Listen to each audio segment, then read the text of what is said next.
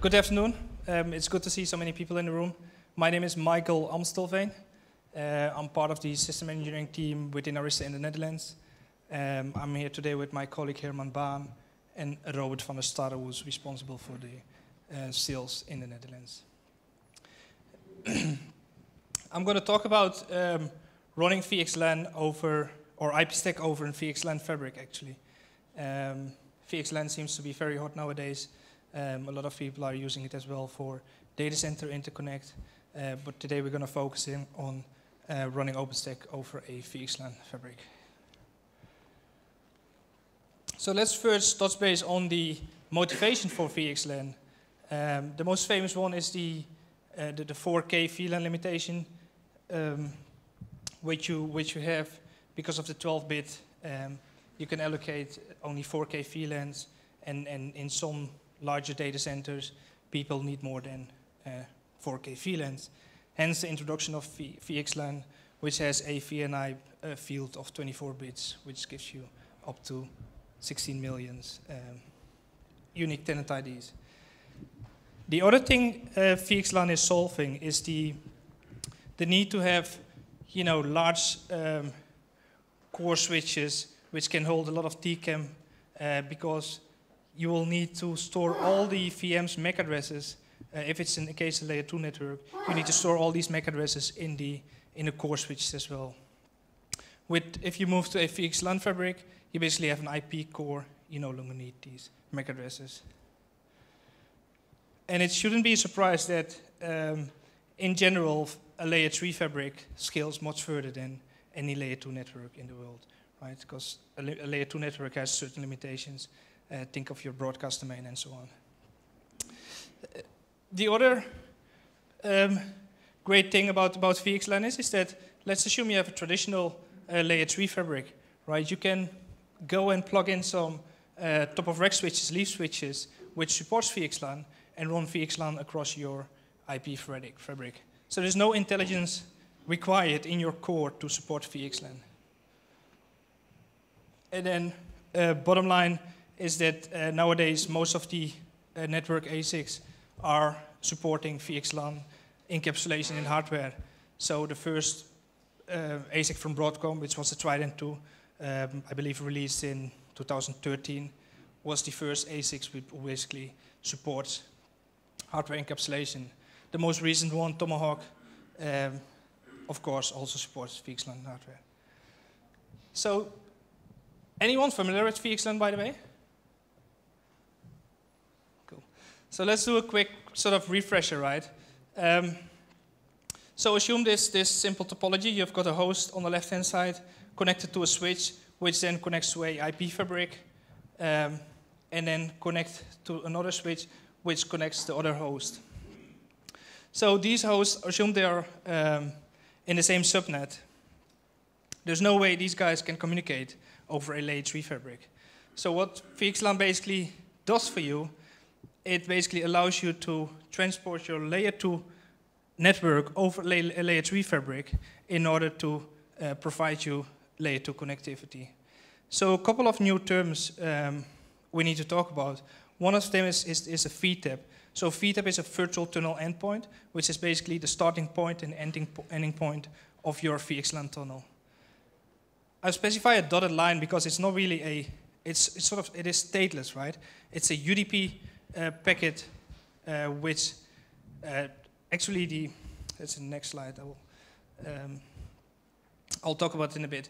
The other thing we need to talk about is a VNI, something called a VNI, which is a virtual network identifier, also sometimes called as the service provider tag.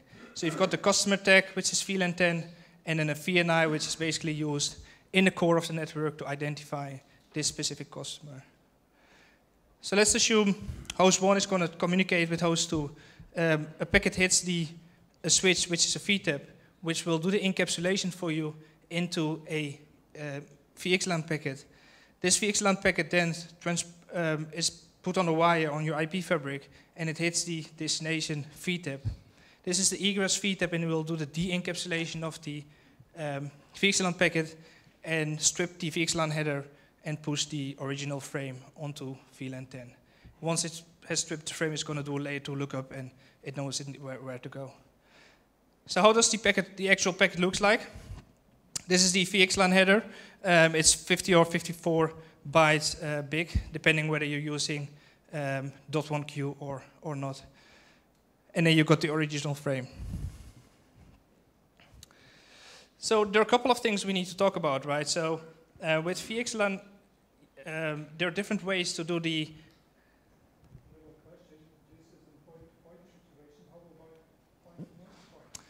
A very good question, and I should have mentioned this. So this is point-to-point, but VXLAN supports point-to-multipoint as well. Thank you for the question.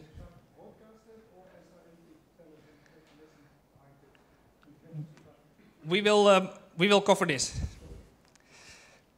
By the way, I have 2 books to give away, Arista Warriors. I don't have them with me here, but they're downstairs on the booth. So I'm going to make sure you're going to get one of these books. So with VXLAN, you have a couple of ways to learn, in the control plane to do the signaling for your bomb traffic.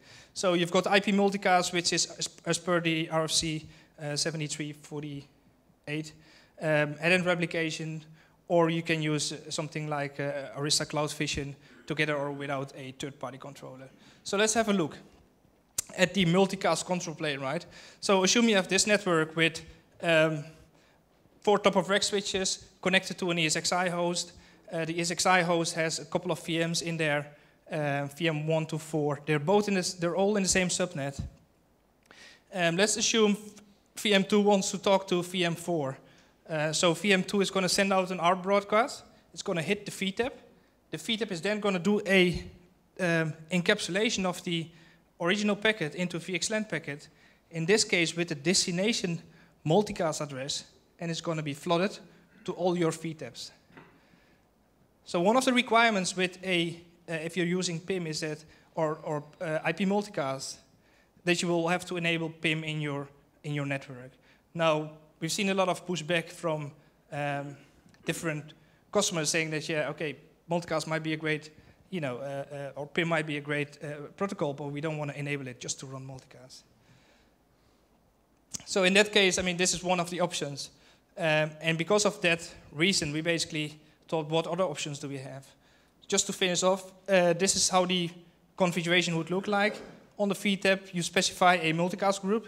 You have the source interface. In this way, you do the mapping between VLAN 10 and VNI 10,000 in this case. So let's have a look how it would work in a case where you're doing head-end replication. Same thing, let's say VM2 wants to talk to VM4. It's going to send out an ARP broadcast. The VTAP is going to do the replication for you, and it's going to generate 4 unicast packets to each VTAP. Hence, the packets hits the VTAP, and then the VTAP will do the de-encapsulation for you. And then in this case, the returning traffic obviously will go back as a unicast because we've learned the MAC address of this source in this VTAP. How would this configuration look like? Basically, you specify 4 or 3, your neighbor VTAPs. Now, some of you might sit there and say, okay, but this is cool, but it acts, it requires a lot of configuration, and this works in small environment, but once you start growing, it's going to become, it might become a challenge. So to solve that issue, we basically have something called Cloud Vision. Cloud Vision is a framework, and for today, I'm going to focus on the CVX part, which is the a sort of marketplace for your information. So in this case, you connect your orchestrator or your overlay controllers. Instead of ask them to talk to all your switches in the network, you only ask them to talk to CVX, which is available in an ASA cluster. And then CVX will talk via an API towards all your switches. So in that case, the configuration is much simpler, right? Because CVX or the controller will have a list of all your VTAPs. Hence, you don't specify anything like, okay, these are my VTAPs. And when it comes to the packet flow, you're going to have the same thing, that this guy will now have a dynamically learned list of VTAPs where to send the packet to. We're here today for OpenStack, so I'm sure most of you guys are aware of the modular layer 2 plugin, which is a core plugin from Neutron, which was released in the Havana release. And with that, basically, we have a mechanism driver, what they called, to speak to CVX. So I've built this topology to make it more, realistic for you guys. Instead of doing a live demo, because it's going to be really hard to do with the mic, I took some screen captures, but this is the topology. You've got 2 spine switches and 2 leaf switches. Just for fun, I've created 2 different BGP ASs. And the idea is that I'm going to take you step by step in how we integrate with OpenStack and how we basically can establish end-to-end connectivity over a layer 3 fabric using VXLAN. The first thing you want to do is you're going to create a tenant. So you either use your CLI or you use Horizon. ML2, oh, this is screwed up there. ML2 will basically send an API call to CVX. And now on Arista switch, you can see that if you do a show tenant, you notice that the tenant is created for you. Next thing what you're going to do is you're going to create a network.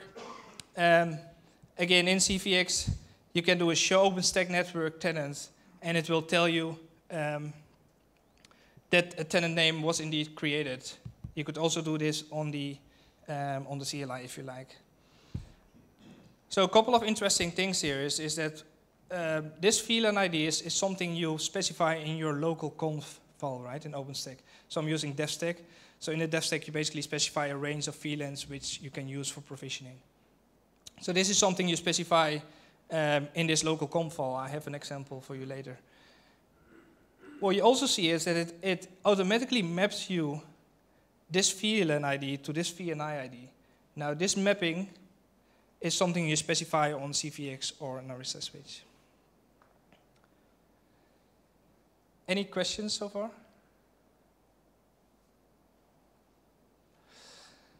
Now the other step you do basically is that you create a couple of instances where you going to connect these instances to the network you just created.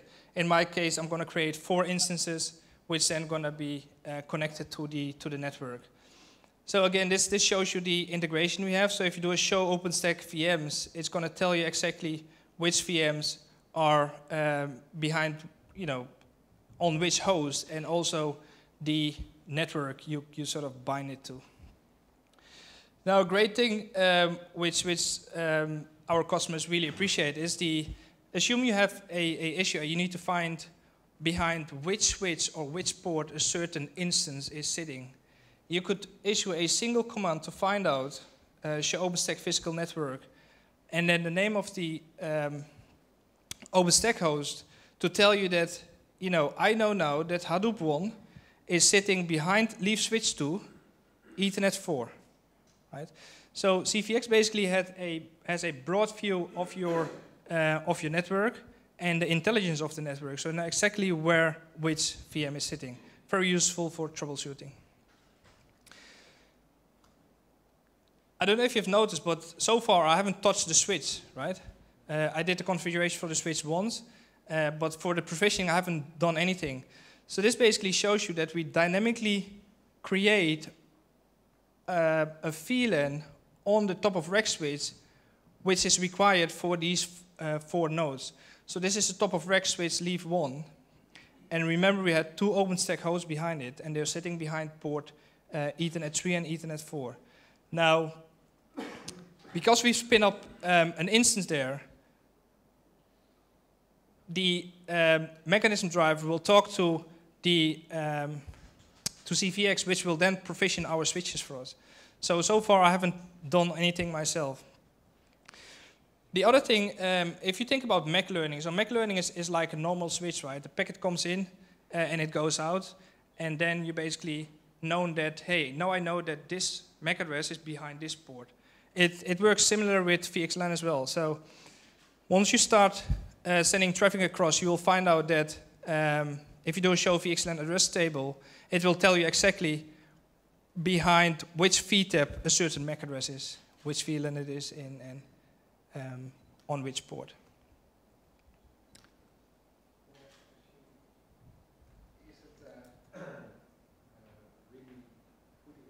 operation, or is it if you do a show run, do you see it? That's a good question. So the question is, does it really put the config in the config? You won't see it in the show run. You will see it in the show VLAN that a dynamic VLAN is created for you. Alright, so there is an application running on the switch that is getting the information from the external controller. Correct. Correct, because remember, right, so it's a very good question, by the way. So the question here is that once this VLAN is created on the switch, will it basically store it in the config? It will not, because what if it's stored in the config, right?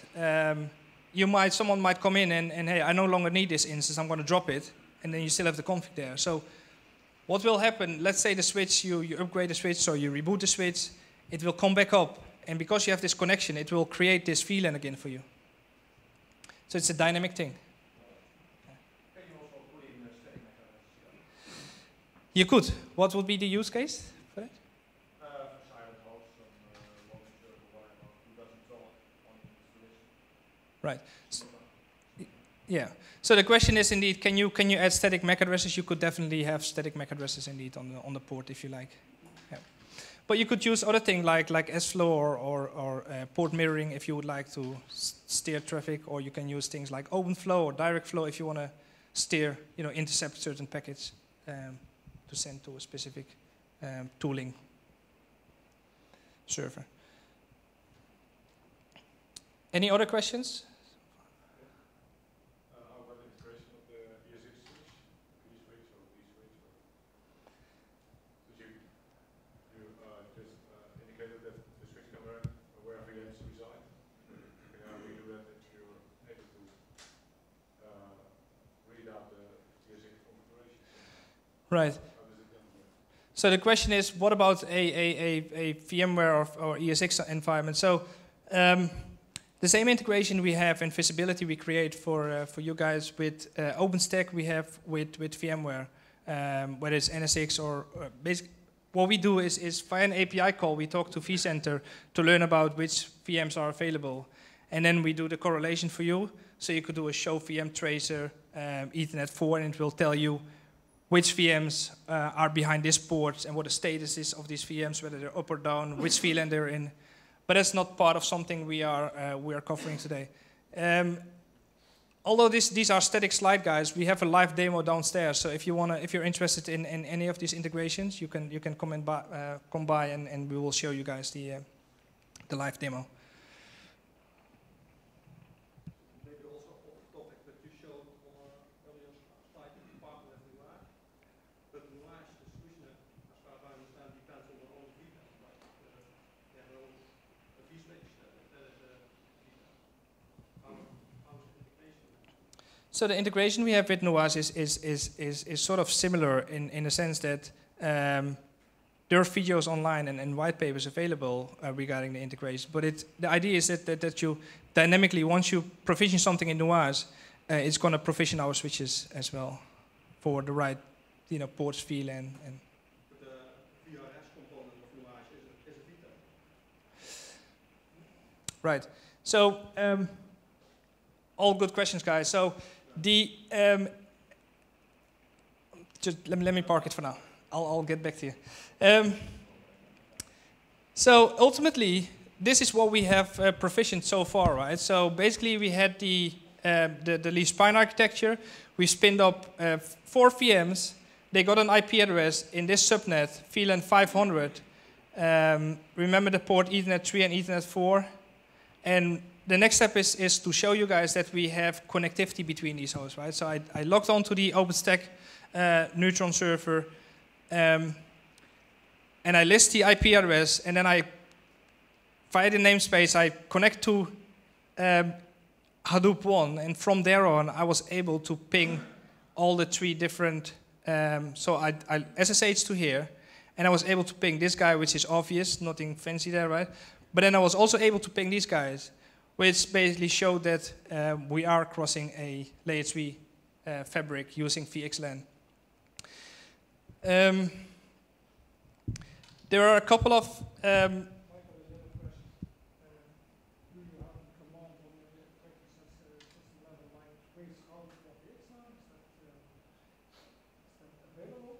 A trace route? If you do a repeated trace route, you see the IP nodes, but do you have something similar for VXLAN? So the question is, do we have a something like a trace route for VXLAN? From what I remember, it is something that we're working on. Herman, you have any?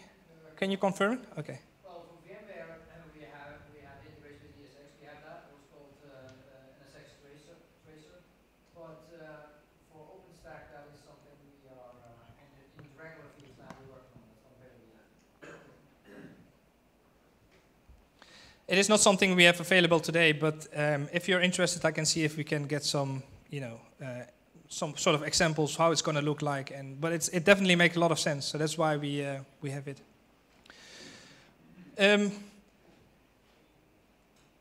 So just to show you guys the another cool thing is what you can do on our switches is that you can run a TCP dump. And basically what I did while I was pinging across, I was running a TCP dump on the switch on the Ethernet 1 port, matching the VXLAN packets, and you could basically see that the green colored text is the VXLAN header, which has obviously the source destination MAC address, and then it has the source destination IP, which are the VTAP IPs basically. So these are the loopback addresses, and then you can see that it's port 4789, and it also shows you the VNI. Now, one of the things you need to be aware of, right? By default, once a packet is encapsulated into a VXLAN packet, there are two things you should be aware of. One is that your VLAN ID is by default stripped. So you don't see the original customer VLAN ID in this trace, because it's no longer there. Instead, it's replaced by VNI 500. If you want to do this, you could run .1Q tunnel over VXLAN, which then will have your VLAN tunnel in there. The red text is basically the original packet, right? Which is an ICMP request. In our case, going from the original VM IP to the destination VM. I don't know if you've paid attention to the latency here, but this is not really in line with Arista's hardware, because we're famous because of our low latency. So it's time for convention. But basically, what I did is that this is all running on a hypervisor. So we have our OS called EOS, Extensible Operating System, but we have a VEOS version of as well. So it's basically the actual software, but we strip the hardware drivers to talk to the ASICs, which you basically can use to simulate this. You can use it to validate your design. You can use it to validate a software. You can use it to write your developments against. So pretty good. And then just the running config, right, for your interest. So this is the interface Ethernet 3 and 4. This is all you configured on the hypervisor interfaces towards the OpenStack nodes, and this is the configuration for VXLAN. I've mentioned the VLAN to VNI mapping, which is the VLAN range, which you specify in your local config file. In this case, I was using the ML3 plugin as well. I don't know if some of you are not aware of Arista, so just a quick, 1-2 slides about Arista. Sorry.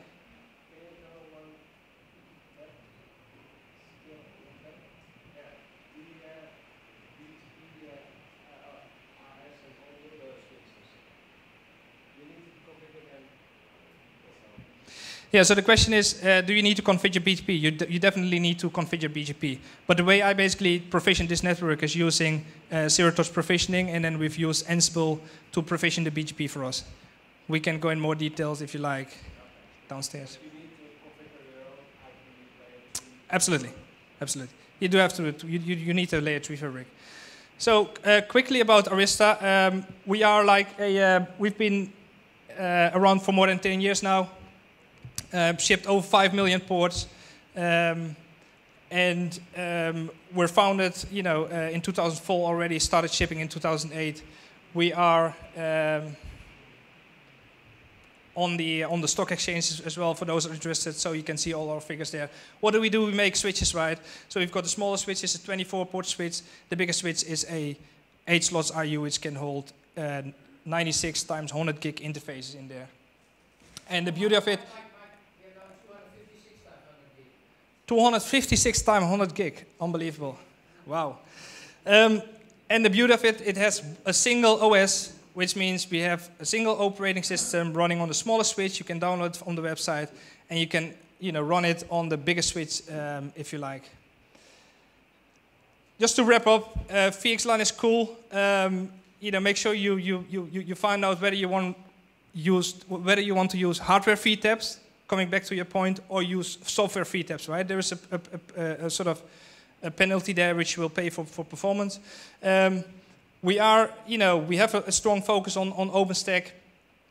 We're coming with the Ironic integration. It's already available, obviously not in the general release. It's going to be in Liberty.